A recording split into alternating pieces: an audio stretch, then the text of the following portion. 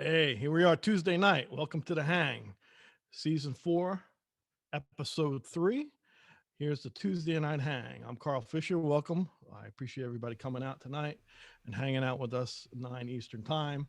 I'm sorry that half of yous, that's my New York coming out, half of yous are under snow. I apologize. My friend, Stephen Wright, he's on the snow right now. How you doing, Stephen? You shoveled out over there? I just came up for air. Yeah. I'm sorry, man. It's all right. What are you gonna do? We haven't had a big snow yet this year, Yeah, so yeah. Well, you got it. And yes, so we all did. my northern friends, and our wonderful guest tonight is going to be a great trumpet player and a wonderful arranger, um, Rashawn Ross, and he's not in any snow. So me and Rashawn got it happening. I even wore my colorful island shirt to rub it into all my northern friends to say, you know what? How's your snowblower doing? Get your snowblower going, huh? How You you know, doing? if you're lucky enough to have a snowblower. Yeah, I was gonna say 2.5 hours of shoveling. I wish I had one. Yeah, man.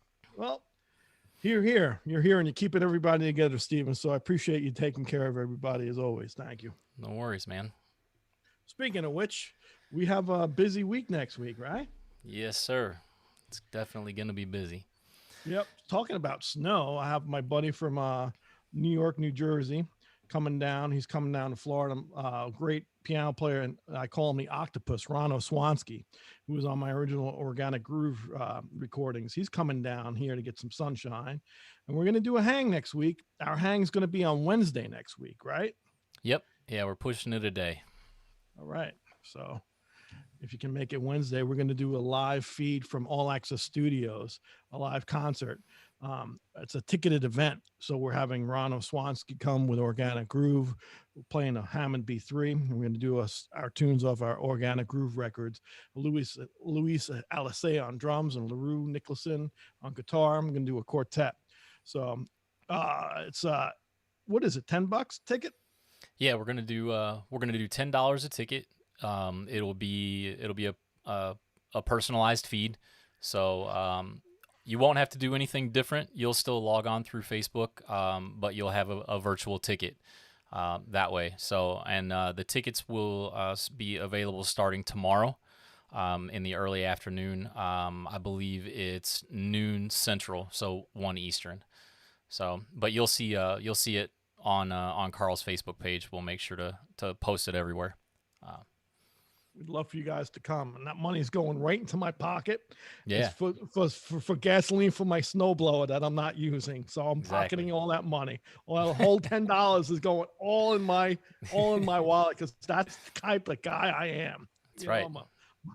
No, actually, it's going to help out the cause and musicians and the servers and everything. And so we appreciate you coming on and hearing some music. We're still going to do a little hang on that also, right, Stephen? We'll do a little Yeah. hang, but it'll be mostly music, correct? Yep. Yeah. The format will be similar to what you guys are used to if you've joined us for the hang before.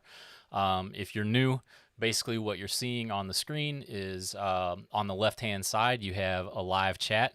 So this is currently being broadcast to multiple Facebook pages, YouTube, Twitter, Periscope, Twitch, everywhere. So if you type in the chat, we're able to see it there on the left. I'm actually hanging out on a whole other screen with the chat, so I'm able to see your questions. And as we get time for questions and answers for both Carl and Rashawn, I'll be able to pass those on to those guys since it's very small and they're not able to read those. But the format for next week will be exactly the same. You'll see the chat on the left. You'll be able to interact with everybody during the live concert, and it will be in the studio. So we'll have the audio coming directly from the board, multi-camera shoot. So this is what we had talked about a couple weeks ago about taking things to a different level this year. So Yeah, it's going to go, instead of going up, we're going to go right in the gutter. We're going right to yeah. the basement. Yep. From level 8 to level 6. Yeah, no. No, we're excited about it, and it's been a long time in the making. I have to thank All Access Studios, All Access Recording, for having us. We're Hmm. excited and excited to have Ron down. So I say it every time I have a guest here. I always get excited, but whenever I have someone who plays God's instrument, you know, someone who plays God's instrument, that's important. Trumpet player, God's instrument. So if you don't play trumpet, that's okay, because if you heard anything in the last 20 years recorded that's pop or anything that's good with horns on it, chances are it's probably my friend Rashawn Ross. Um, so, Stephen, I think we're caught up. I'd like to talk about Rashawn and have him come on. Is there anything else that we didn't hit before we bring out our guest of the hour? No, we can kind of Other tie than your, things. other than your red shirt and your red glasses, those Hey, go to get really good together, man. Holy hey man, macaroni! Rashawn's he's like the warm weather guy, so I at least had to wear a bright color to make myself feel better. I mean, like we're a You know? Christmas tree. I'm green, you're red. It's crazy. Yeah, exactly. Yeah, All no, right. I'm all good. The only other thing that I was gonna mention in like 30 seconds is you guys may have noticed we're doing a lot of different stuff on Carl's social media this year, so make sure that you're keeping track on all those different feeds. YouTube, Facebook, Instagram, Twitter, even Carl's even a TikToker now. Yeah, I got the So dances down, man. Look at yeah, this. exactly. But every day of the week actually has something different. So on Monday, you guys get to find out who's on the hang. On Tuesday, we have the hang, and also a tip, Tuesday tip, where Carl talks about everything from a tip for trumpet, even related to music business. On Wednesday, he's doing duets out on TikTok. On Thursday, there's an Ask Me Anything. So if you guys have submitted questions through this chat or through other forms of social media, Carl actually is doing answers to those, and those are released on Thursdays. Excuse me. On Friday, we do like an archive photo. So there's a lot of stuff Carl has stored on his phone that you guys haven't seen yet. Saturday, we're actually doing a Saturday Standards, where we kind of give you guys a behind the scenes view of Carl in the practice room. So you guys can hopefully get some inspiration off of some of those play along things. I said it, you don't have to.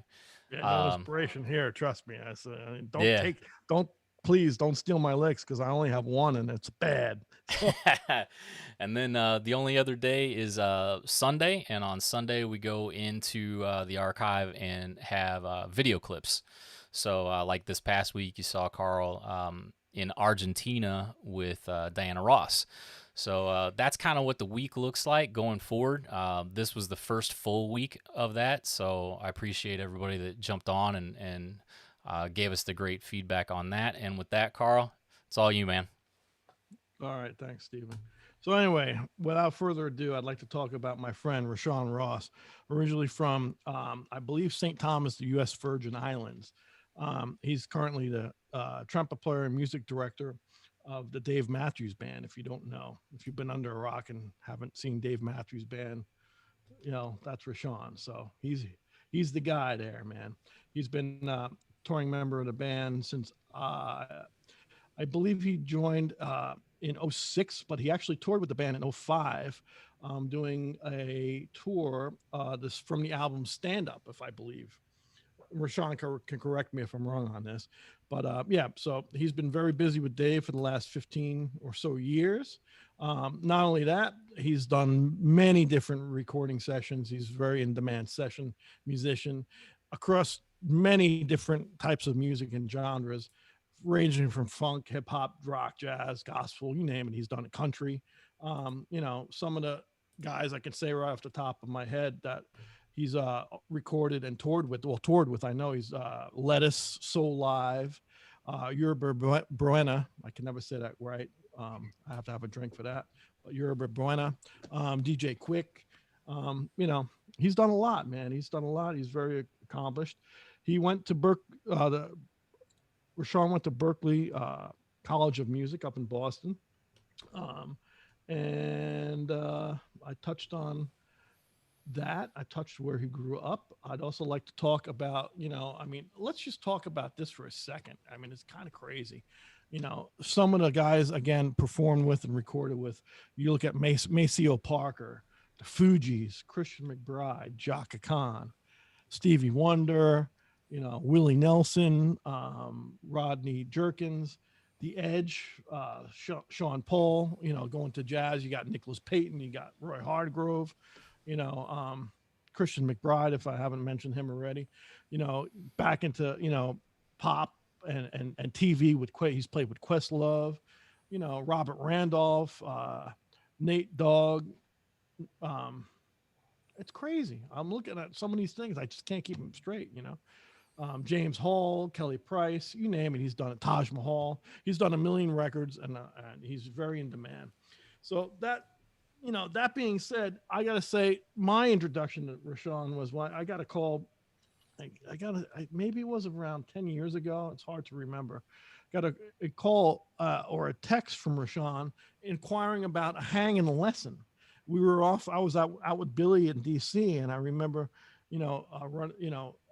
seeing this text, I think, and it was from Rashawn. I thought it was a joke. I was like, a lesson, a hang. He's like, let's hook up and play, and I'm like, what? I thought it was a joke. I'm like, he wants to hang with me, so I talked to him, and after a quick talk, we were lucky. We had a ballroom at the Four Seasons Hotel in Washington to hang in, and helps that the staff of that hotel was a big Rashawn fan. They're a big Dave Matthews Band fan, and they were actually getting ready to come see a Billy Joel show. So, man, we hung in this freaking unbelievable ballroom, and we played all day. And I have to be honest with you, I was a little nervous having him come by. I'm like, what is he going to learn from me? But I'm saying he's such a monster. What do I have to offer this guy? But I kept on saying my mantra before he came to myself was, it's going to be a hang. I would think I'm going to learn a lot from him. So, man, we bounced ideas off each other in this ballroom. I learned so much from him. I showed him my concepts and my ideas and, my maintenance of how I go about things. He showed me his. At the time, he was studying with, I believe, Gary Grant. And so I really learned a lot about himself, his playing, and what he was studying. And that's when I really learned. For me, that was very important for me. I learned a lot about Rashawn that day, because what I learned was Rashawn's enthusiasm for the information and always wanting to improve and get better was always at his forefront. That's what he was about. His excitement is still my lesson to this day. It's something I cherish. His excitement for that. He was like a kid, man. It was very cool. And, no matter what level of musicianship you're at, there's always people to learn from and things to study. And that's what was amazing to me about Rashawn. Also, his humbleness and his thirst for always getting better is just amazing. So from that day, I not only was a fan, but I gained a friend, and I can't tell you how excited I am to have my friend Rashawn Ross. Welcome, my friend. You here? I'm here, man. How you doing? There's my buddy. What's going on, brother? Things good, man. Just making it up as I go along. That's about it. We're improvising, right? Yep, exactly. So I take it you're not getting snow. No snow here in Nevada. Yeah, man, you're playing the slots, huh? No. No sense doing that. Yeah, no sense giving it away. Exactly. Nobody's working. How long you been out there now in Nevada? I mean, I'm still, you can't even call it bi-coastal because they're on the same coast. So I'm still kind of back and LA? forth. Yeah, LA and Vegas. Okay. So, I'm there in LA when I need to be. And, if I don't need to be, then I just scoot on back and yeah, just chill. That's great, man. You scoot on back and have a little more room to relax. Exactly. Good, man. That's great. Well, we appreciate you being here, man. And good to be here. You blew my mind. I mean, that was in DC. We hooked up, right? Yeah. If I remember, you were out. You were on tour at the same time too. Yeah. It was crazy.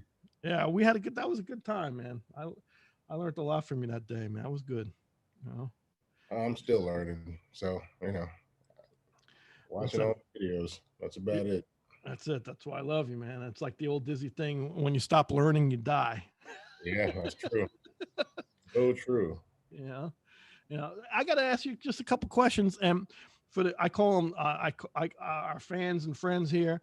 Get your questions going for Steven, but I always like to move back because these are the things we don't when we hang, sociably we don't talk about. But I always learn a lot from my friends when they're on here.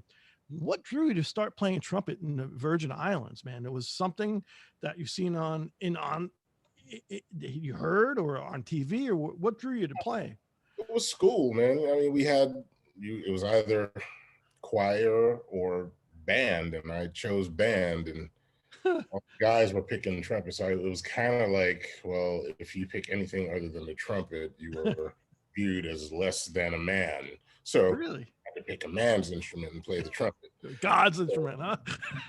God's, hey, it takes a special person to make it sound like hell. I've done great. But yeah, man, it's Virgin Islands. It was elementary school, third grade. Okay. Picked the trumpet, and shortly thereafter, I realized, oh, I kind of like this because I was into everything else at that point in terms of boxing and taekwondo, and my mother wasn't really too fond of letting me do the boxing thing, so she let me do it for a while. I mean, I still loved it, loved all of it, but I was like, music is a lot less painful.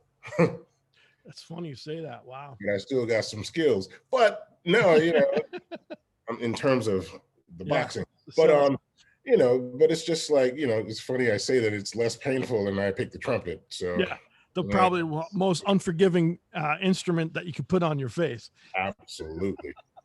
Yep. Yeah. Well, we knew you were a fighter. It's funny because my dad said the same thing. I was into football. He goes, I'd rather have you play an instrument, or I was like, all right. And like you said, it's like, now as we get older, I realize I get off the stage. I'm like, man, that really hurt. It hurts. Oh man. So you grew up obviously in St. Thomas, correct? Mm-hmm. Yeah. And so you growing up, what was it like playing gigs on the island? I'm sure the music was really diverse. Was there a particular thing that I figured there'd be a lot of music there, right? Because that was the thing, and I think that's kind of what got me to this point was the fact that I was kind of like a blue collared player. Yeah. It wasn't like, a lot of the guys in the islands weren't necessarily like academic schooled musicians. Okay. So the good thing about when I came along was we were getting that education in school. Okay. But also we had, the guys that were older playing gigs at night, and I kind of had the best of both worlds. So in terms of the music, it was calypso, it was reggae, you play top 40 dance music, salsa, because Puerto Rico was right down there, 20 minutes away. So we had all that music going on the island. So at a very early age, I had to learn to fit into different situations. So the foundation in terms of playing the trumpet and having like that classical legit foundation like went by the wayside very early. Because it was just like, well, okay, yeah, that's great that you're learning that in school, but that's not what we're doing here. So you're going to have to learn to fit into this situation. You have to learn to fit into this situation. So it was all these different things. And that's kind of what my life had turned into by the time I became a professional. I had learned to fit into all these different things, playing all these different genres, with authenticity. That was the key, Yeah. So, that's, I just attribute to whatever I've accomplished in life is all due to my musical upbringing on that little island that's 32 square miles, because I had to do everything. That's great, man. It was so would you say it was a total melting pot of music, like you said? It's had everything. Yep. That's beautiful. Everything. Yeah, I mean, we had to play the calypso music, from our island, plus there's a different style, at soca, calypso, Caizo, you know, from Trinidad. Like, so there was all these different subgenres of things that you had to learn about, you know, salsa, merengue, bachata, Yeah. all that stuff, plus the reggae, you know, from Jamaica. Sure. It was like all these different things that we had to learn about, and, you know, and you just had to, you know, we didn't have music. Yeah. Here's the tape. Learn the, you know, learn the music. Oh, beautiful. So That's great, man. So Yeah.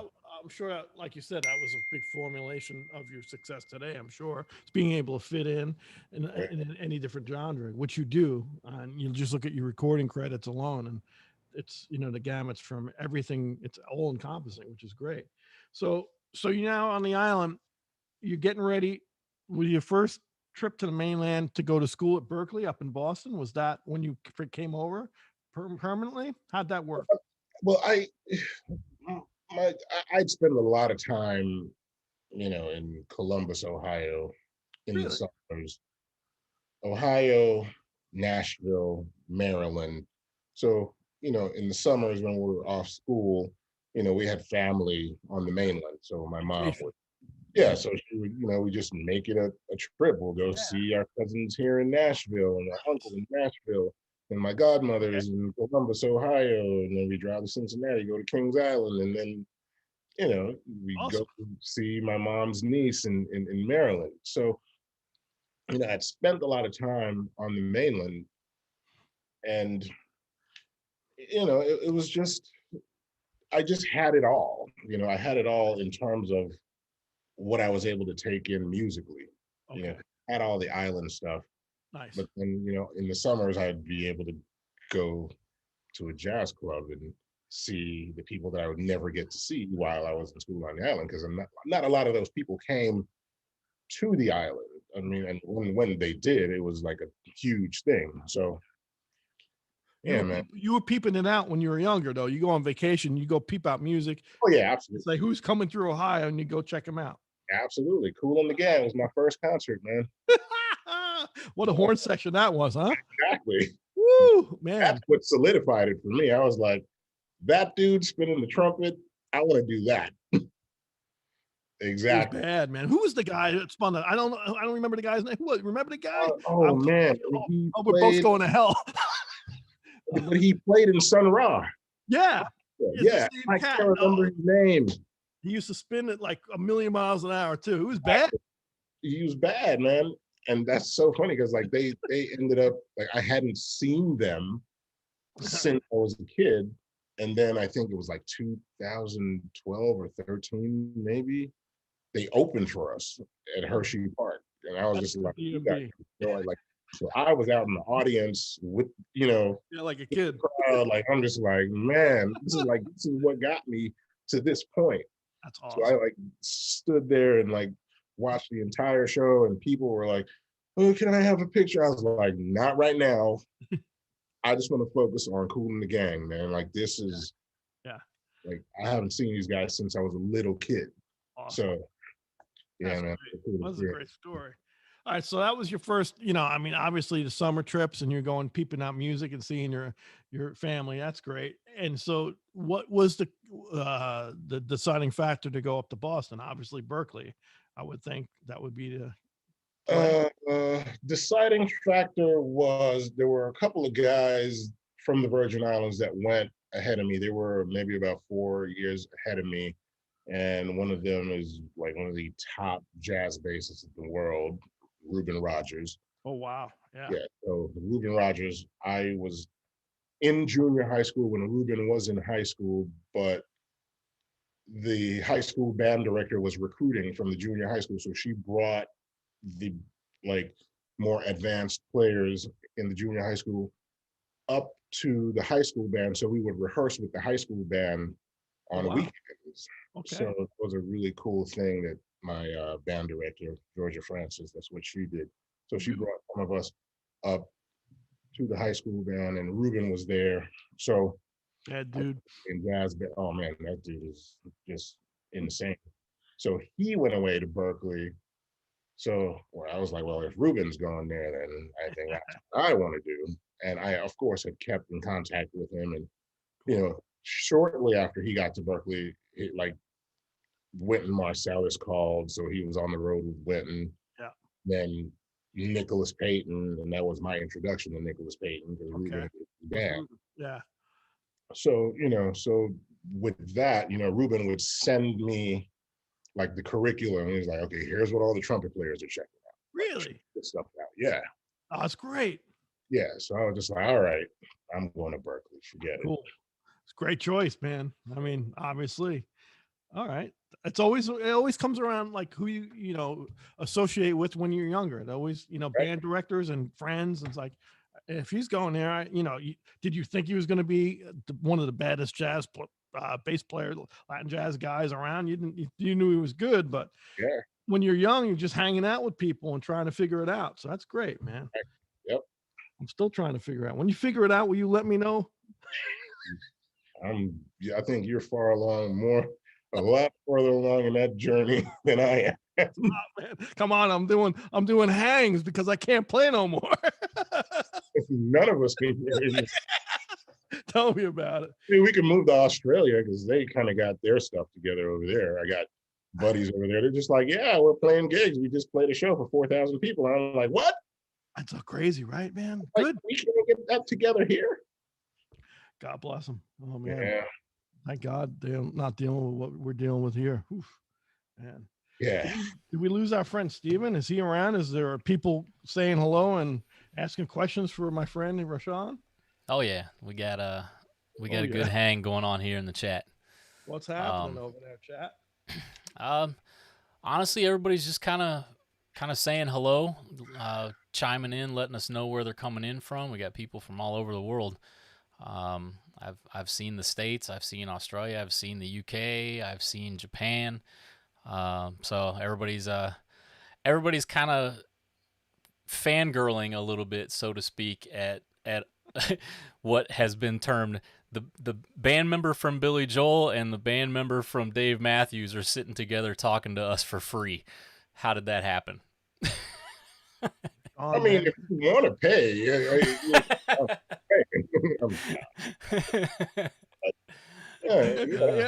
it's weird. Rashawn, you get the Venmo portion, I'll get the PayPal. Right, yeah, right. Go ahead. Oh, It's rare you have two rock and roll trumpet player guys talking. It's weird. yeah. Nah, but everybody's kind of. I got a couple questions that have started to come in. You guys were kind of joking around a little bit at the beginning of the show about how the trumpet hurts. We have somebody that's not a musician asking, what do you guys actually mean by that? I'm gonna leave it to my friend. I'll follow up with the broom. Take a hammer and just mush it against your lips and leave it there for 2 to 3 hours while blowing as hard as you can and try to hear yourself and not hearing anything and see how that turns out. Like, okay. But I mean, but For real. It's just like you're taking a piece of metal and you're doing this, and then you get these rings on your lip from the pressure, and it's like it hurts. And some of the things that we have to do on this instrument, it should not have been legal to put people through that kind of pain. Yes, sir. But in order to get that sound, it's just some of the things that we have to do to get the end result. But and it's gratifying in the moment, but boy, when it's over, it's like, oh man, that hurt. Yes, sir. Yeah. I just saw a thing on Gary Grant. Gary Grant did a podcast, and he was just like, yeah, I remember that one time we did this thing. It was a Quincy Jones gig, and he was introducing Patty Austin, and he was holding on to a high G, and he was like, I got a pretty good one. Let me just put a little extra gas on it. And he was like, that was one of the times he's like, my light went out. And he said, I dropped my knee. And I was like, man, Yeah. I know the feeling. Been very close, right? It's how many times you get to the point you're like, I think I'm going to pass out, and you don't. You just get enough air to kind of keep your sanity with you, And what Rashawn says is, you're taking a small little circumference of of the mouthpiece, and you're trying to get that vibration. It's tiny. If you're a trombone player, you have a little more circumference, a little more area to kind of absorb the pain. Yeah.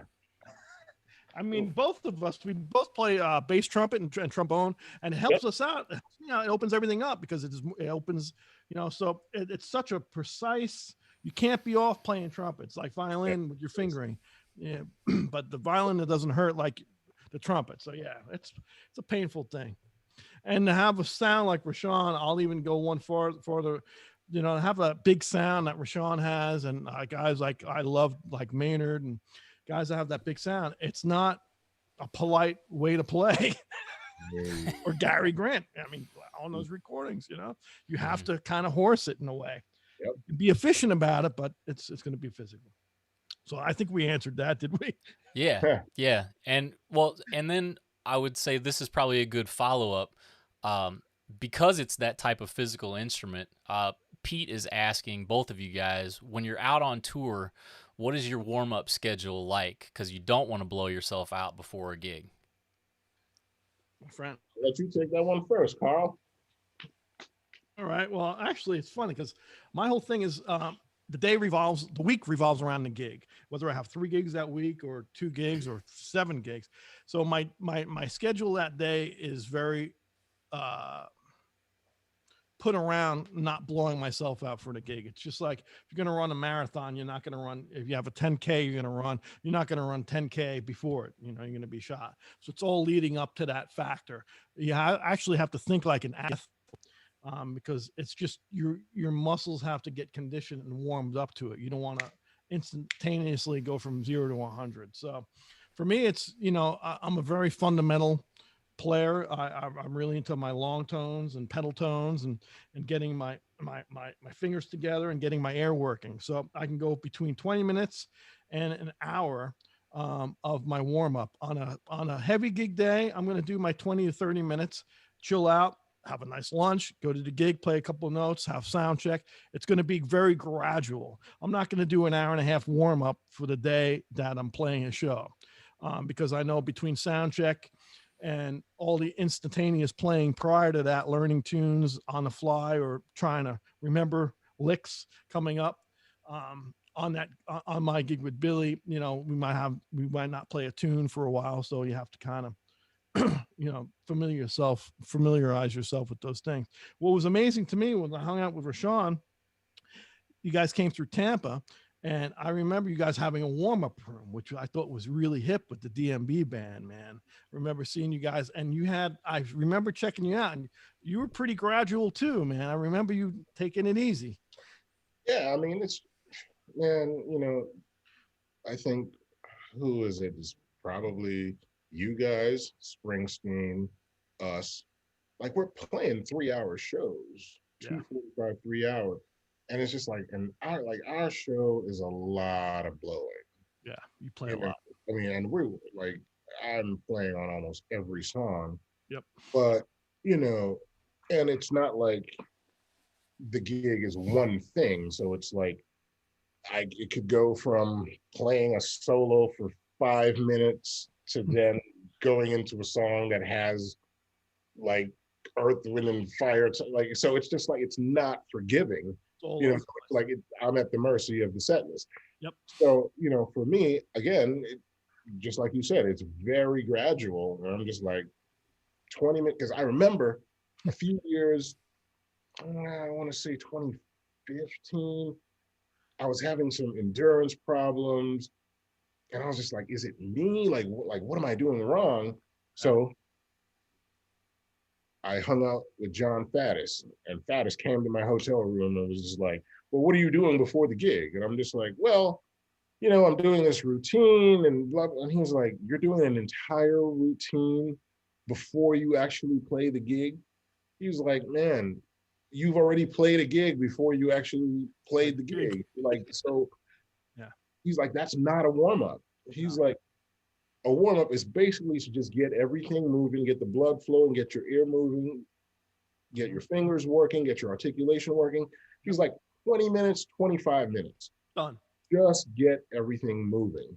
So when we started implementing those, like our rehearsal rooms, we would go in there and, we'll kind of play through some stuff, or if we hadn't played a tune in a while, we go in there and we just kind of work it out. And it's just like, okay, yeah, I'm just going to take it easy. Yeah, so it's just gradual, man. And that's one of the things, because I was really worried, because I'm used to playing like gigs that require a lot of blowing. I mean, coming from Lettuce and Soul Life and playing in calypso bands, it's just like I'm used to it. The difference with Dave Matthews Band is we're not just playing funk, we're not just playing rock and roll, we're not just, so it's like, again, which goes back to my upbringing, it's just like all these things have to be played with a certain level of authenticity. I was losing that because it was just about just surviving and like just getting it out how you could. But I was doing this whole routine before, and Faddis was like, you cannot do that and then go play this gig. You're gonna hurt yourself. So that pretty much fixed everything. He's like, stop playing. It's funny that Faddis said that, because Faddis, the people here are not trumpet players. John, I think it's safe, and Rashawn will agree with me, John is probably the most sickest, efficient trumpet player that we know. I mean, the guy can play, the guy's just amazing. And he's been consistent for 50 years on the scene, over 50, right? And, those like guys like Faddis, and I remember Maynard saying too, sound check, don't blow your chops, take it down an octave, relax, don't play hard. The gig, wait, save it for the gig, guys. And brass, lay out. We know you can play it. Something, and so it's that old school mentality. Faddis has done it for how many years? Oh yeah, it's been almost 50 now, because I mean, he was playing lead in Dad and Mel's band when he was 17. It's just like, just to think about that. He played, was he 18 or 19 when he played lead on Chuck Mangione Land of Make Believe with the orchestra? Yeah, he was. I think he wasn't 20. But funny, because did you see that video that just came out? I just seen it on YouTube with Thad and Mel's band. It's my jazz trumpet teacher, Cecil Bridgewater, in trumpet section. Obviously, it's Thad Jones is in the front playing his butt off, and they're playing "Don't Get Sassy." And Faddis when he was so young. I think he's 17 or 18. So, man, think about that. Yeah, exactly. I'm just like, I wasn't anywhere near that when I was 17. Jeez. Yeah. Well, everybody has their own thing, man, and you definitely have your own thing, I gotta ask you a question. So hopefully that answered our friend's question, right, Stephen? We hit that pretty hard, right? Yeah, you guys are good. Go ahead. Cool. So, going from the school thing, so now, before you had pop gigs, you're out of school. What type of work, obviously, you answered the question earlier, what type of work, you got out of college, what type of work did you gravitate towards? Was it the work that paid you, that anything that came in, did you take? And how did, so gigs that came through after college, what did you gravitate to? And also, how did the arranging and music director thing come in? Was it after the fact? Or was it around that same time, like, hey, I want to start arranging? Did you start arranging when you were young? How did it all kind of pile on after school? Well, arranging was definitely from younger.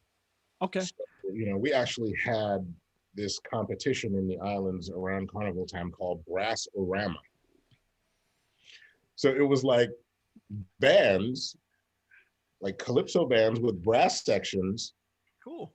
And we would compete against each other, and they would judge you on section playing and your arrangement. Like they had like a tune, which called the test tune, that every band had to play. So you played a selection of your own, and then, they judge you on the way you play that. But then everybody played the test tune, Ah, which was everybody got the same tune. You write your arrangement, and nice. you bring. So it was really cool, man.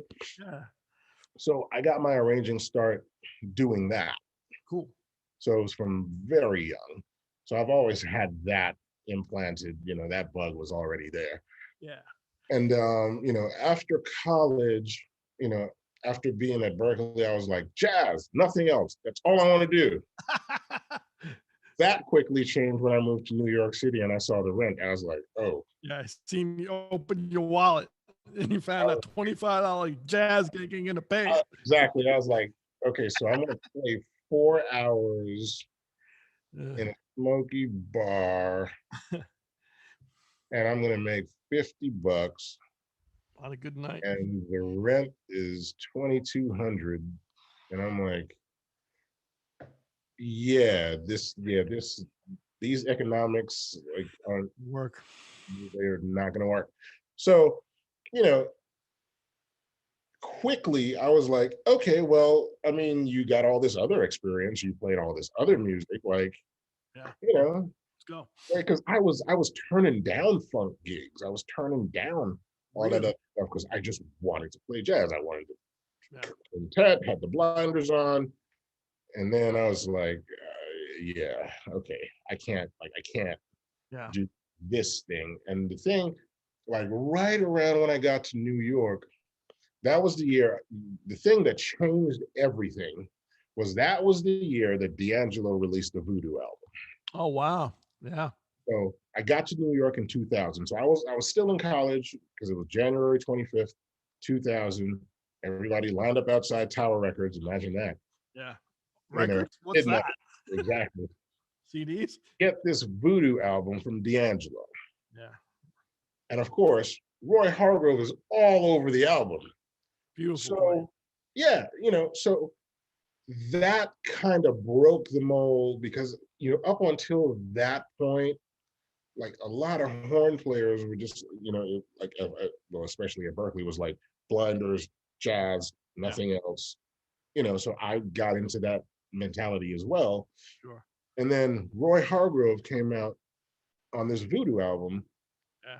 And that kind of started changing some minds. And they were just like, well, if Roy's on an R&B neo soul album, it's like, maybe it's not so bad if we take these gigs. So then, of course, I get to New York and everybody's doing it and every horn player has a gig. And I was like, wow, thanks, Roy. Yeah. So God rest the soul. Yeah. So I was, in that number where everybody, guys like Keon Harrell was playing with Common and, the Run was playing with Bilal. Yeah. And it was like this whole New York thing and everybody had horn sections. Philly thing too, right? The Philly thing was amazing because a lot of that came from Philly, the neo soul. I remember like going down to Philly like in the late 90s and it was already happening there. Yep. And then all of a sudden, all my guys, were playing in town in New York. I'm like, what? It's like you said, and Roy opened that up too, I think. Yeah. Yeah, the Philly thing, guys like Matt Cappy with Jill Scott, like, Exactly. it was just like, man, so horn players had work, horn players had gigs. So I was just like, okay, it's okay to play other things, so that happened. And I was just like, all right, great. So I ended up, and crazy story, how Yerba Buena came along. Yeah, I had to come on. I was in New York doing all that stuff, and Ron Blake, my man Ron Blake. Love Ron. Yeah. Great tenor player. So people, sorry to interrupt. If a lot of guys don't know, if you're not musicians, Ron Blake is a wonderful tenor saxophone player from the islands. He's from St. Thomas also. He's your boy from St. Thomas.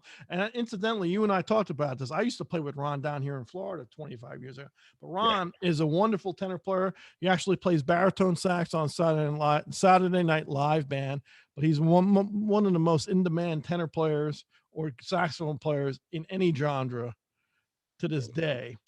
And I'm sorry, I just had to clear that up. So man. Ron, man, because I need to. Yeah. So, Ron was just like, hey man, I've been doing a bunch of recording with this producer.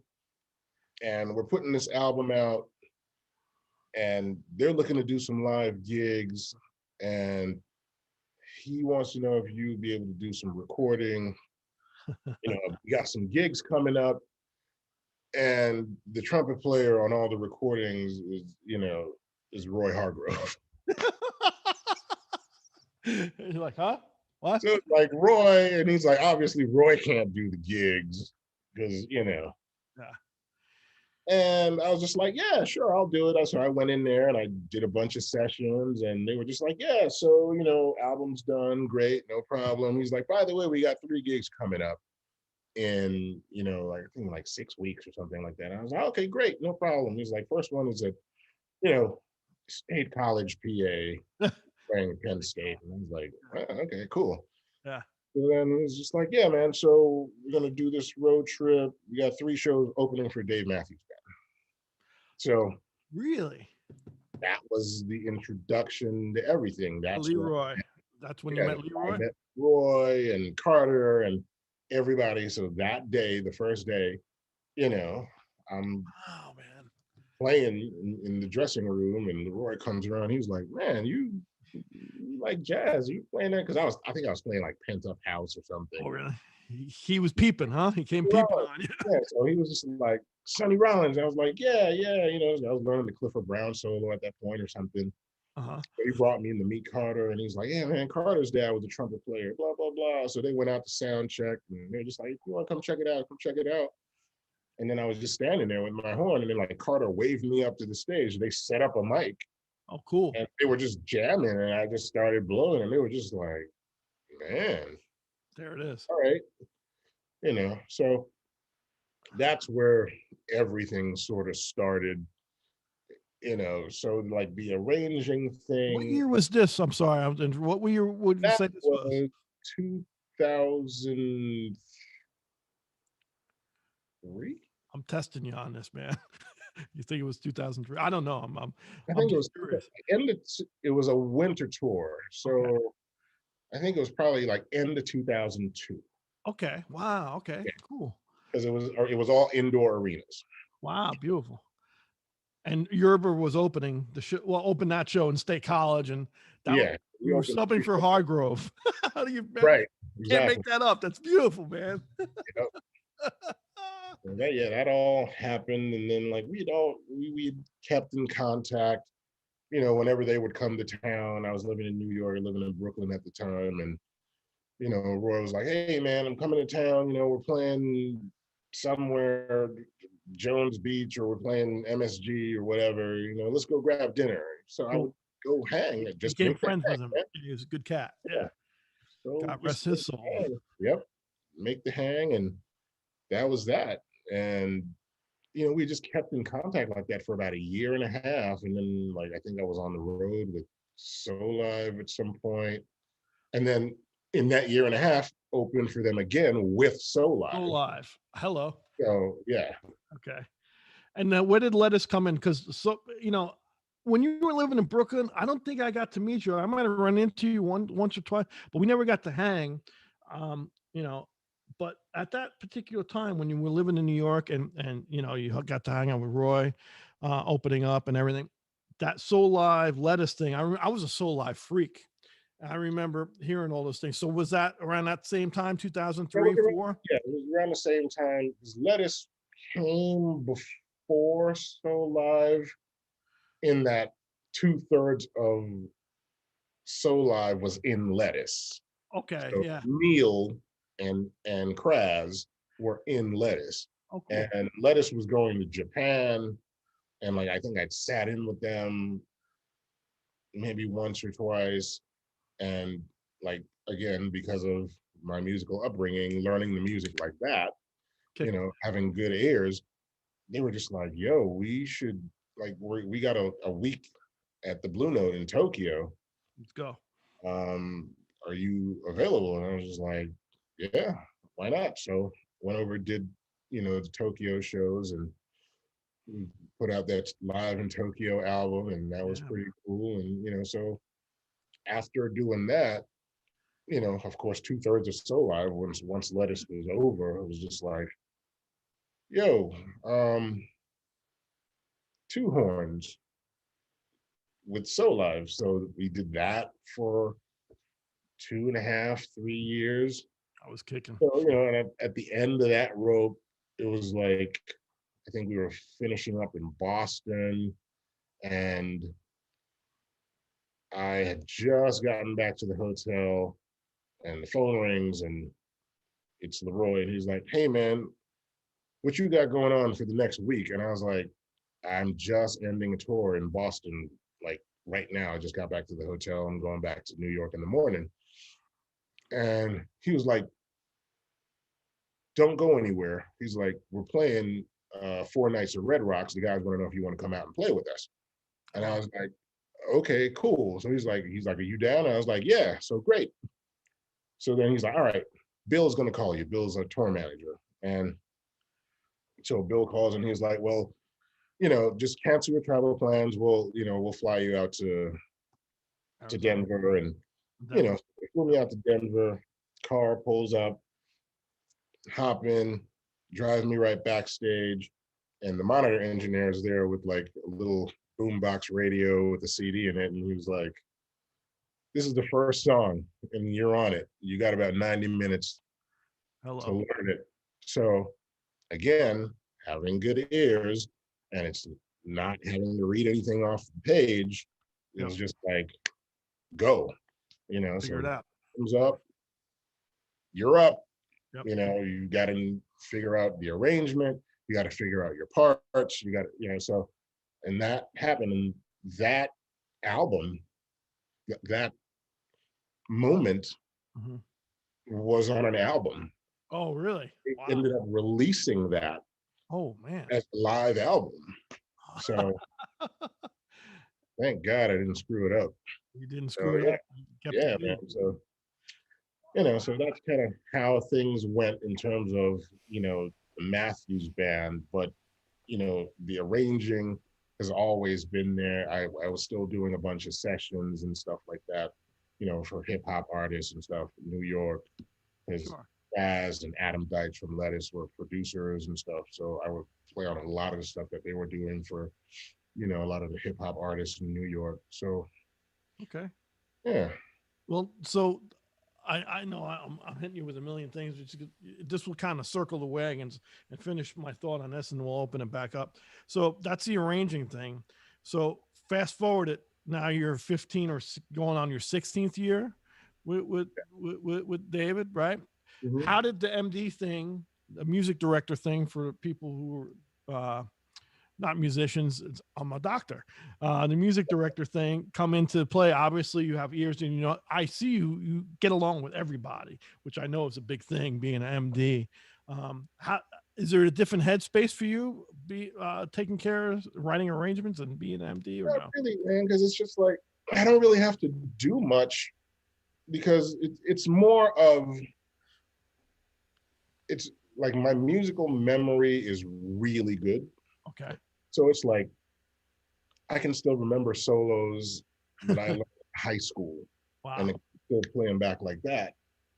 I might not be technically there. I'm old, my fingers are creaky now. But but it's just like I remember arrangements really well. Okay. And I remember people's parts really well.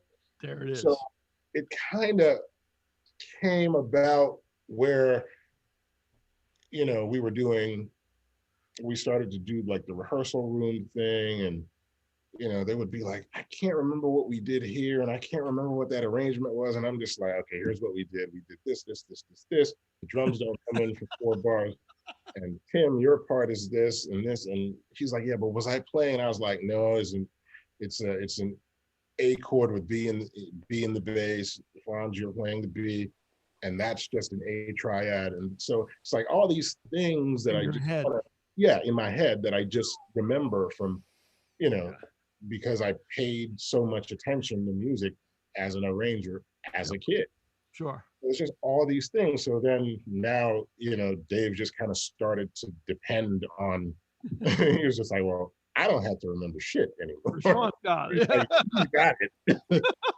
So wow, man. Yeah, so it's That's just kind of like crazy. one of those things. It's just kind of like I'm just like the musical encyclopedia more than a musical director. Wow. That way, Okay. these guys, once you say, hey, it's this, it's this, it's this, it's just like those guys are such great musicians. It's just like, They oh, yeah, they go. go they can go any inversion. It's amazing because I'm, I'm just the opposite of you. With my own stuff, I remember pretty good, but when I got with Billy, like you said, we might not play a tune for a couple years, and all of us will be trying to fish it out. So the older I get, though, I'm not as hip. I have to write things down. Yeah, So okay, I'm in the middle, and okay, Mark is up top, and Crystal's on bottom, or Crystal's playing up top as far as the horn line goes. great. So, and that's how I could keep myself straight. And so I'm playing these horrible cheat sheets, but I know where my part is. And Mark and Crystal are so slick, though. You can point them anywhere, and they can play any inversion of it. They don't, Right. because they don't remember. So, I'll play the top part, or I'll play but I'm one of those guys like you. It's like, I think I did play this, but now I'm so old, I have to write it out. It's scary. Yeah, I hear Once I you. see it once, I'm good, or it Yeah. comes back. But that's amazing. You can still, well, you're younger than I am. You young whippersnapper. Yeah. Oh man, what a hang, man. I love hanging with you, man. It's been too Yeah, long. it's good times. What's going on with my friend Steven and everybody out there? We have a few more things because Rashawn's got some work to do tonight. What's going on, Steven? Yeah, we got a few more questions in here. I'm gonna take a newer question just because it has to do with what we're just talking about. Rashawn talked a little bit about his work as musical director, and a question came through about your role, Carl. People were asking how you handle your work with Billy differently than you handled being the musical director for Blood, Sweat, and Tears. It's totally different because with Billy, it's a good question. The short answer with Billy, like I said, with Crystal and Mark being in the horn section, obviously the horn stuff is our role. The rhythm section guys, they're plugged in. They're dinosaurs. They remember everything like elephants. They're really good. Or if they don't, they figure it out really quick. So I don't really have to really worry much with the Billy thing, other than like I said earlier about my inversions and where I'm playing those lines. But with Blood, Sweat, and Tears was a definitely different role for me, and Maynard too, for that matter. Mm-hmm. Was the Blood, Sweat, and Tears thing every weekend? A lot of times we have a different band, which was you didn't have to. The luck of having if there was always somebody subbing out, which was cool, but so there was always my role with that particular band with BS&T was getting the music to them as early as I could and explaining whatever cuts we had in the music at that time and running it through in sound check. Sound check would become a really quick rehearsal, running the harder passages, whether it be a bass player coming in the subbing or a trombone player coming in subbing. So there was always a stable of guys that we used that played the music, but there was always cuts and there was always different things in the arrangement. So that was interesting. Maynard's band, so even with the MD thing, was there was not a big turnover, but there was a lot more turnover in Maynard's band than like you look at a pop band where guys stay for a long time. So you always have to cultivate talent, and that was part of my job description with those two bands. So hopefully that answered that. I don't know. Yeah, and kind of along the same lines, and this would go to both of you guys. How much of a transition was it for both of you guys coming from being the new guy in a band to working your way up to that MD position? Did you handle it differently? Did you have a different type of work ethic in each position throughout the organization, or how did you guys handle that? Rashawn, that's all you, my man. I mean, it wasn't, like I basically explained. He was just like, well, since you remember everything, we'll just ask you. And that, so I really didn't have to do anything. It's just like when they needed my input, it was like, okay, well, here's what happened there. Here's what we do here. It's like, great. Or he was like, yeah, I kind of want to edit this. And I'd be like, well, why don't we just cut this section? And, so it's just, I mean, it wasn't really a learning curve for me because again, those guys are they're such great musicians. Like I didn't have to work my way up to anything. Like we live in a musical democracy in that band, and whatever, like nobody's ideas are truly cast aside until we try it, you know? So if somebody has a better idea, it's just kind of like, all right, let's try it and see, you know? So I didn't have to like work my way up to anything. Not corporate. It's not a corporate gig. Yeah. So basically, you know, I mean, I did get to the point where like the band trusts me to handle stuff without me having to go to them. So like we did a show in 2018 at the Hollywood Bowl, and I was just like, you know what? We got a new album out. I was like, it would be cool to play some of these songs with an orchestra. I remember you talking to you at that time. Yeah, it was like cool to play this stuff live with an orchestra. Like, let's do something with an orchestra. And they were just like, and I was like, my job is to make sure that you guys just walk on stage and do what you do. Yeah, man. You don't have to worry about any of this. Yeah. I'll handle the orchestra. I'll get with the arrangers. I'll deal with the contractors. I'll make sure that the business office is plugged in and, you know, dealing with the union on what, you know, dealing with the budgets and all this stuff. And I'll make sure I'll get the conductor. Yep. Make it happen. So all you guys need to do is walk on stage and play your parts. Just do what we do every night. Yep. I'll make sure that what we do every night is written on paper for the orchestra. Yeah. And it went off without a hitch. And I didn't have to go beg for stuff. I didn't have to be like, hey Dave, can I? He's just like, go. Yeah. Just go.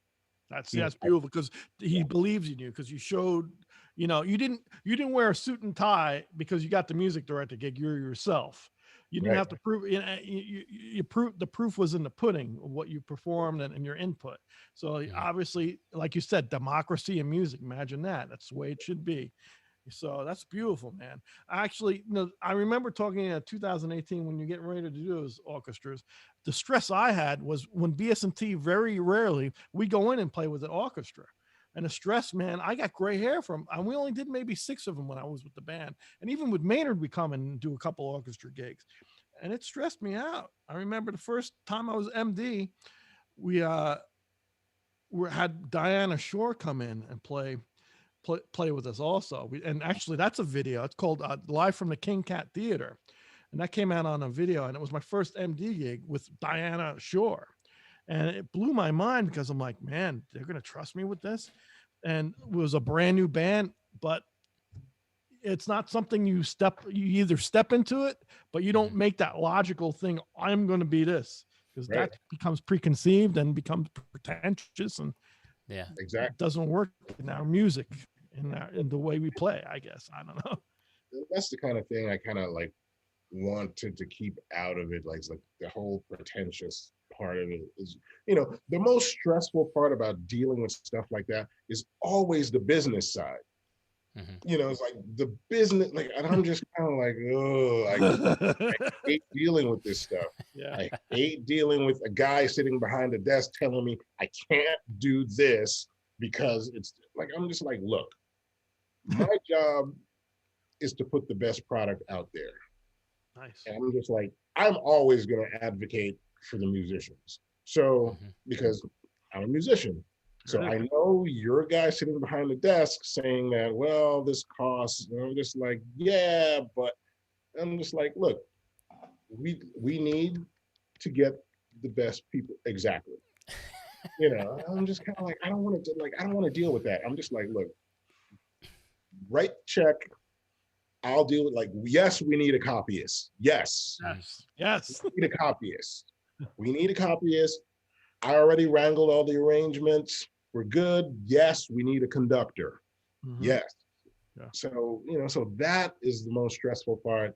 And then I got to listen to them moan about, oh, well, we got to negotiate with the musicians union. I was like, well, that's your job. I don't have anything to do with that. I'm going to make sure that the charts are right.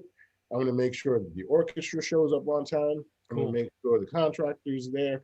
I'm going to make sure that when Dave gets here, He walks in the rehearsal, the orchestra is ready to go.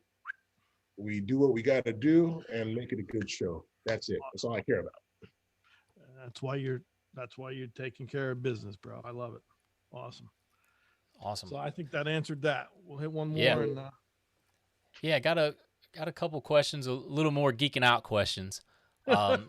we're not geeks, right? Right.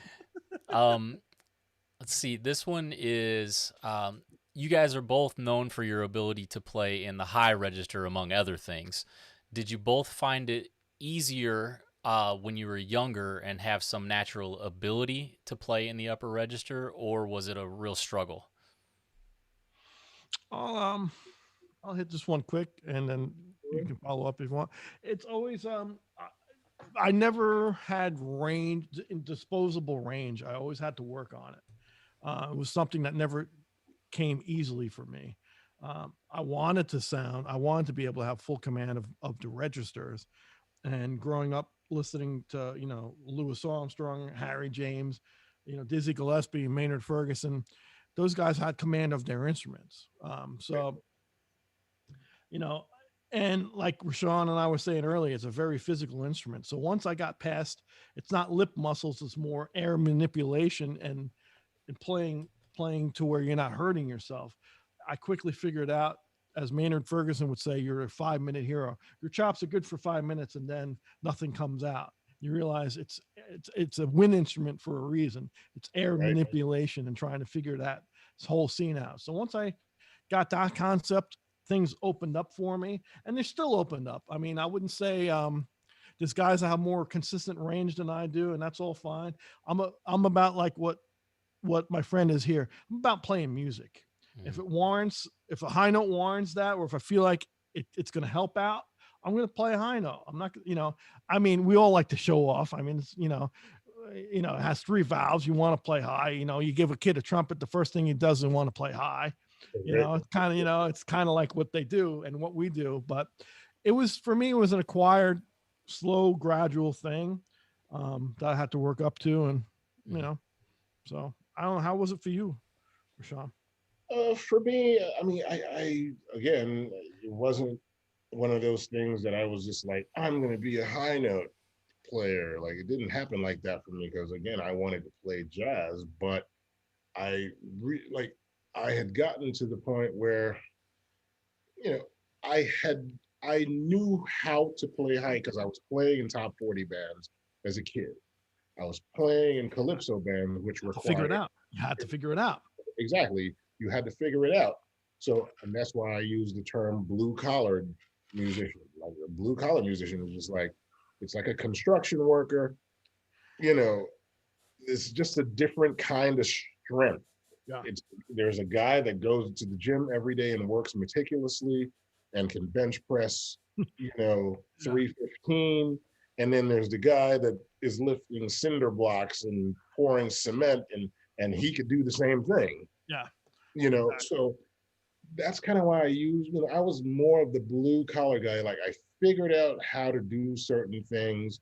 And then at one point I figured out like I could get these little squeaks out and, oh, that was a triple G. Wow. Okay, great. But it was so weird for me because I could hit a triple G and not a double C. So it was like one of those things where I kind of like, okay, great. I got the blue collar thing. Now I kind of need to refine. Yes, sir. So some of it came easy. The refining didn't come so easy. Like that took work. Yeah. Playing efficiently took work. It's still taking work. People are just kind of like, oh, you can just do, play the Wayne Bergeron "Oh Holy Night" thing. And I'm just like, man, no. Yeah. And like that's not, and that's great for guys that can do that. Like guys like Louis Dowdeswell and he can do it in his sleep. Yeah. Just like, geez, man, like I am not that kind of player. Like I gotta get the engine primed. Like those guys is just like, oh great, I know exactly where it is. I can play it. It's like I'm not that kind of guy. Yeah. So I'm still like to this day, like I still work on it. I still do, you know, my Bill Adam routine where I'm doing the expanding scales, and because it's more of a feeling thing for me than like I guess like a calculation thing. Some guys just know exactly where to go, and that's it. And sometimes I can tell when I, you know, when it's feeling good, I'm like, okay, I Let's know go. I get it. That's Yeah. when you're scared. That's when I'm scared of you. I'm scared of you all the time, but that's when I get really scared of you. I'm like, all right, it's on. Look out. He's going. Man, it happens that way. And I wouldn't change it for the world, man. Like I like having that mystery to it, and Yeah. you know, but It's human. You become human. It's human, and it's more of like, again, relying on the musical situation. What it warrants. You know, it's just like, what if that warrants that, then great. You know, I mean, I can't tell you how many times. I mean, well, I can tell you how many times I've played a triple G on a record or triple A on a record. One. Yeah. There it is. One time. Yep. You know, so it's just like, because it was just something that, and it was like a throwaway take. Yeah. And the producer was just like, that would actually sound really cool there. He's like, I'm just going to put that note in there as a joke, you know, and I was just like, okay, cool, but it wasn't supposed to be there. Sure. So, you know, it's just like, I know people get really like excited about the fireworks and the pyrotechnics, and I'm just like, that's great. You know, it's cool. It's a part of the, you know, a part of it, but, you know. It's a part. It's a part. Yeah, a part. Yeah, I just rely on the musical situation, man. It's just like the last double C I played was on a session with Jerry Hay. You know, I kind of practice it, trying to get up there now, but it's just like, I mean, and that was probably one of the most terrifying experiences of my entire life, because it was, and he just posted the picture of that session about 3 days ago. Really? Yeah. It was myself and Dan Fernero on trumpets, Andy Martin on trombone, and Dan Higgins on sax. Okay, beautiful section. And, you know, it was this movie, it just came out, I think back in November. It was this movie, Jingle Jangle, on Netflix. It was like a Christmas kind of thing. Yeah. And we're in the session, and, you know, Jerry's got his ridiculous chart, and I'm just like, I'm looking at this chart, and I'm just like, Jesus, oh my God. And, you know, it's all, you know, we're playing through this chart and we're recording, and he was just like, yeah, so he's like, okay, who in the room's got a good double C? Rashawn, you got it. I was like, golly. And I'm just like praying. I was like, please don't miss. Please don't miss. Please don't miss. And the part comes up, and I like nail it. I'm just like, yes, thank God. Didn't miss. Whew. Made this so then the producer is just like, yeah, that was really good, but I kind of, you know, can you do one with like a fall off? And I'm just like, oh God. You know, so we get there, and it's like, I get it, but I chip it a little bit. And he was like, I like the fall, but it was just a little chip on the front. And I was like, okay, cool. You know, so then we get it, and, you know, I nailed this one. He's like, yes, perfect. That's what he's like, okay, great, double. And I was like, are you kidding me? I was like, yo. And I'm just like, and I'm sitting in front of Jerry Hay, and sitting next to Dan Fernero, and I'm just like, man, like, and when by the way, two of the best trumpet players in the world. Yeah. People don't know, Jerry Hay and Dan Fernero are wonderful trumpet players and arrangers on their own, right? And Rashawn's playing the double C's. So you had to double it. Yeah, I had to double it. God bless you. Double it, and then yeah, you know, so after that was done, when that session was done, I was like, all right, it's tequila time. I was like, all right. yeah, exactly. Absolutely, buddy. It's tequila time. That's great. It's one of those things, man. It's, you know, but it's just like, it takes work. Like, I mean, I'm one of those people, like, it took work for me. It didn't, you know, it just didn't, you know, didn't just appear. I mean, I was able to develop, you know, that extreme upper range, but it by no means is automatic, you know, as people think it is. I think we come from the same school on that. Yeah. Yeah. I think 90% of the players, I think the 10% of the players that have it naturally, those are the freaks. Like Wayne, I had Wayne Bergeron on here. We both love Wayne. Wayne said when he was young in high school, he had more, his chops were invincible. He was telling me, he had unbelievable chops. I'm like, man, when I was in high school to play an F and G, I had them, but they weren't fat by any stretch of the imagination. A fat F and G, G3 and F3. But whatever, man. It's crazy. What That's else we got? awesome. And we'll finish it up because I know Rashawn's he's a busy guy. I got a couple other ones here. No. You mentioned, Carl, that you guys got together in Tampa as well. Somebody was asking if you guys could talk about you going in as a guest with Rashawn on the Dave gig in Tampa. What was that like for you guys to play together? No, it was an honor for me because I remember Rashawn and I were talking quite a bit because we were geeking out with instruments at that time, as we normally do. And he was coming through Tampa, and I actually was home, so it worked out. I was totally blown away. I show up, and Rashawn had a room for me, and there's a picture of me. I never had a room for me with my name on it. He had a room for me. I think he was trying to keep me away because I stink. But man, it was great to see Rashawn in his element. Going into other and Rashawn too, man. He's always like, if he's in New York, he'll come to check out a Billy show, and it's always interesting. We'll talk about this for a second too. It's not about us, so to speak. A lot of the crew. I mean, we could talk about Norman Gomes and Drew Labriola and our crew guys, that work for David and both Billy Joel and what's the other guy? Animal. He worked for Billy for years. He was with you for years too. He worked with Cher. Mo? What was his name? Oh man, I'm losing my mind. We can't remember. It is Mo. I think it is Mo. Was it Mo? Yeah, I think so. He was the skinny, scraggly guy. Oh man.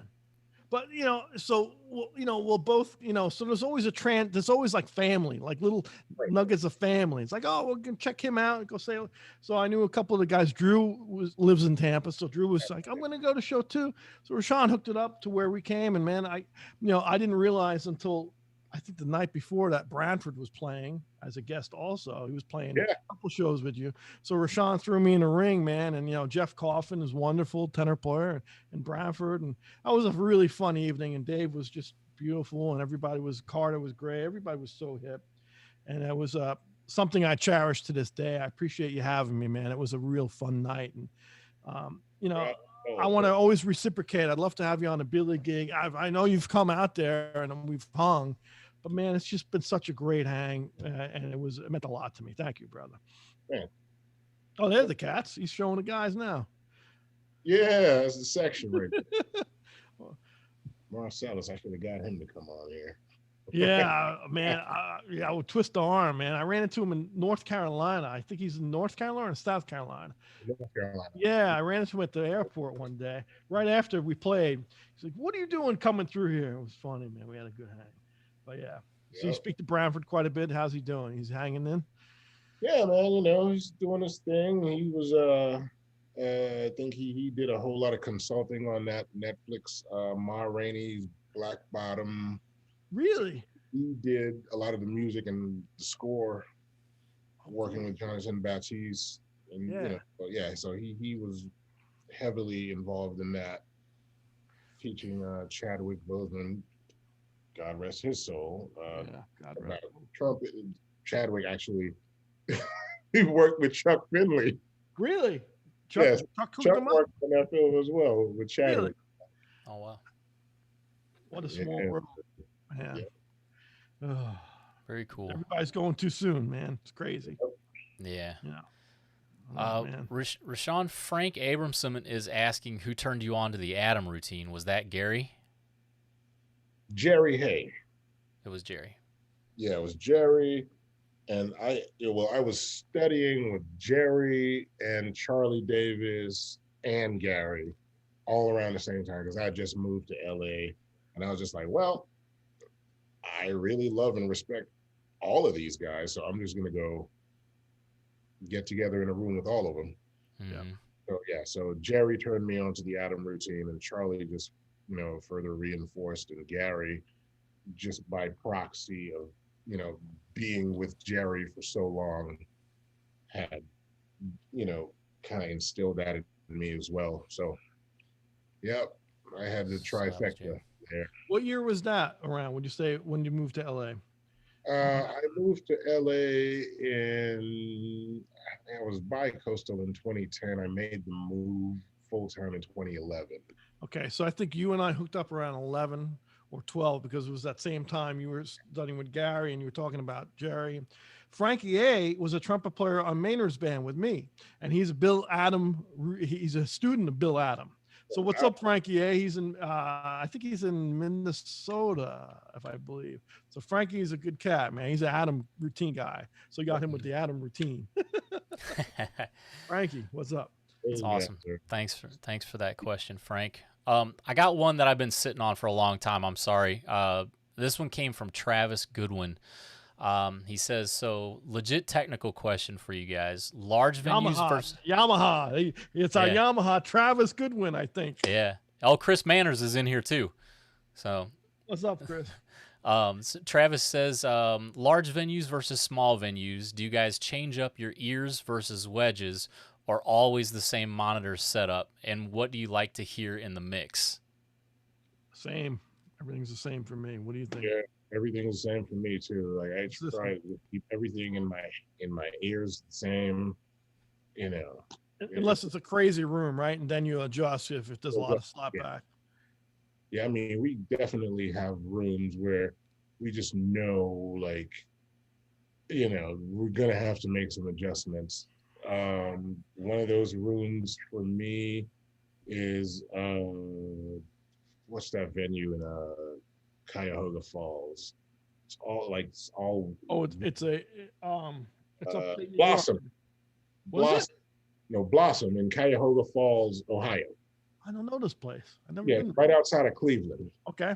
And that room always gives me trouble because it's like a lot of the stage is wood.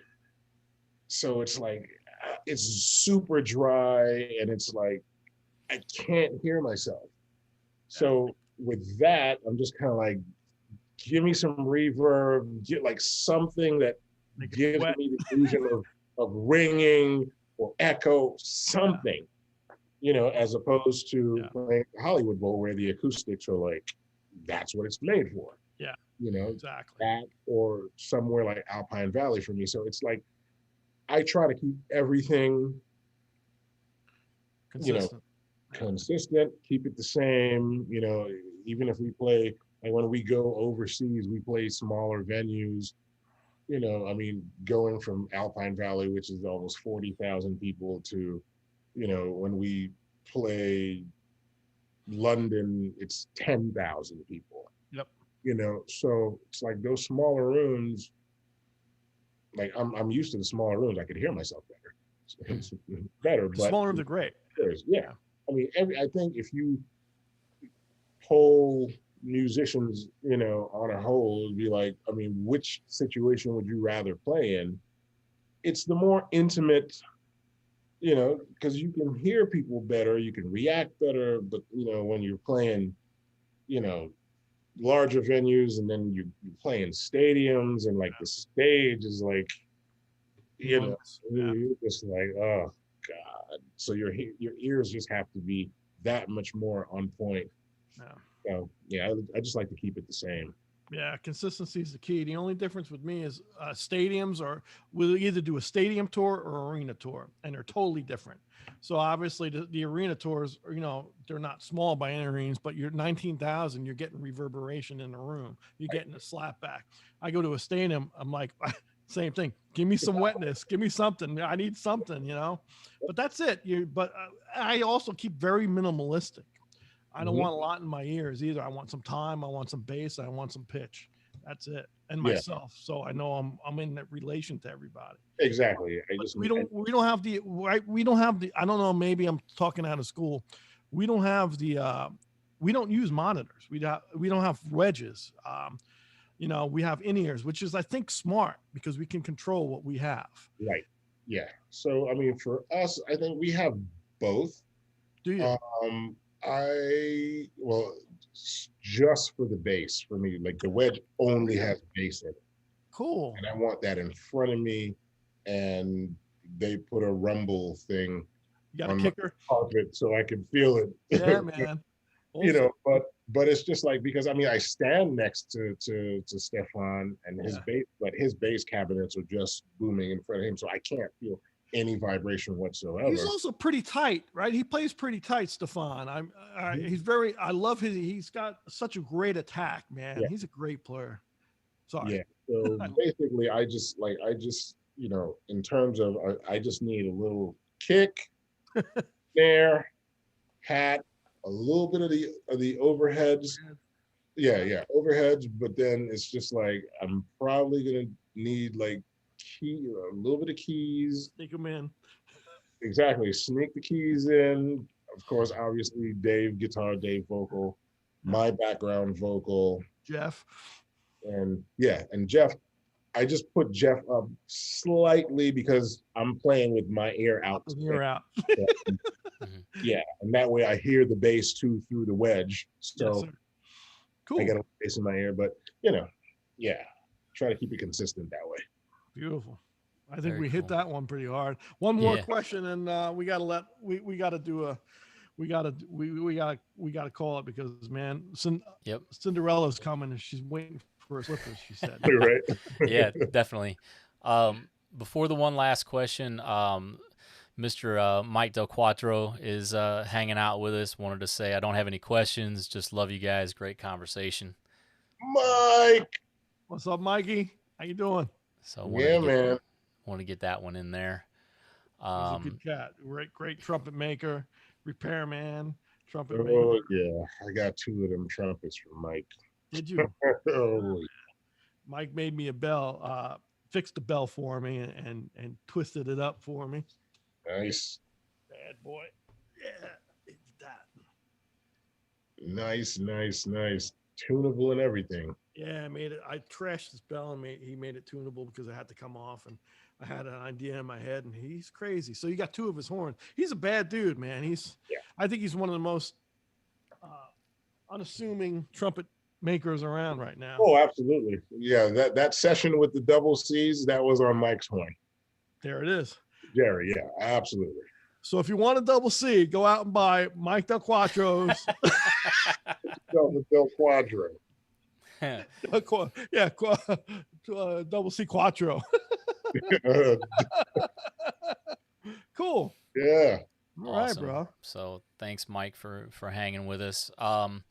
I got a question from Bob Cook, and then I'll turn it back over to you, Carl. And I apologize for everybody else that we didn't get to, and I'll try to get some answers in the chat later for those that we didn't get to answer earlier. But Bob Cook is asking if there's any plans for either of you doing any new solo work, solo albums.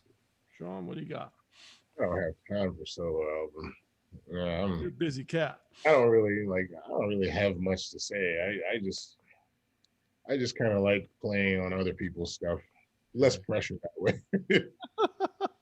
Yeah, no, I've just been working like this entire pandemic. It's been, I've been working with Netflix. I was holed up for 7 weeks in LA in a bubble working on music for Netflix. So that was kind of like the highlight of my quarantine, is playing music in a bubble for a film with one of Hollywood's biggest directors. And I was like, all right, this could, like, I could do this. This is good. Beautiful, man. I miss playing on the road, but this ain't bad. Yeah, man. God bless you. That's great. And you know what though? You're very modest and humble. You do have your own voice. I'll just say this right now because I know you enough to say, yes, you're a hired gun. People want your sound for a reason because you have your own voice, And down the road, right now you're busy, but down the road, man, I want to hear that voice one day. Yeah, maybe one It's day, gonna come man. out one day. It's gonna come out. I know. It's Yeah, got to come out. Not I, right now. I talked to Dan Fornero about that too, and Fornero was just like, he's like, I just like doing what I've always done, because Dan is, he does Big Fat Band and of course Phil Collins and Sure. you know, and he's just like, yeah, I like doing that. Yep. It's fine. And he finally put out a record a few Yeah. years ago, and he was just kind of like, he's like, I think this is it for me. He's like, I just wanted to do it. He's like, I wanted to put out an album of, the music that has inspired me, Yes. along my journey. And he's like, I don't really feel the need to do a follow-up one. He's like, here's my postcard, here's my stamp, this is what I'm about, this is what has inspired me, and I just wanted to just put that out there. So I think eventually I'll get there. Sure. Well, when you do, man, call me. I'd like to be a fly on the wall. Yeah, Hang out with you. and yeah, it'll be yeah. I don't know. Actually, I'm gonna get you on. I'm gonna get you on something. I got a track for you now. Actually, now I'm thinking about it. I'm gonna put you to work. Yeah, I just did a feature. Well, not a feature, but more of like a duet on Matt Cappy's album from Philly. Oh, cool, Matt. Wow. Great guy. Great player. On some music, and he was just like, man, I got this track. So he got me and Jeff Coffin Oh, cool. on that track. So it was really cool. Awesome, man. Oh, good. Yeah, I'm excited about the future for you. And I'm with you. I like working with different guys. I've always kind of liked recording because I for some reason I like documenting my playing for some reason, and I don't know. I'm a kind of right brain, left brain type of guy. So we have something coming out soon. Keep an eye out for that. But I'm going to leave it with this. Forget about me. It's not about me and my green shirt. What excites my friend Rashawn? I'm going to leave you with the last word. Thanks for coming on. It means a lot to me. Stephen, thanks for keeping us together. And we thank the fans and our friends on chat. Thank you so much, guys. With that being said, we're hanging out next Wednesday. Please check out that. And we're going live tomorrow at 1:00. Tickets are going live for next Wednesday. With that being said, I'm going to leave it with Rashawn and say, what excites you in the future, my man? What are you looking forward to? I'm looking forward to playing live music again. That's about it. Sure. That's like, oh man, I'm talking to my friends in Australia. I was like, take me with you. Yes, sir. I want to be able to just feel that energy again. And, it's just, that is what, the prospect of being able to get on stage in person and play music again is what excites me. And I think the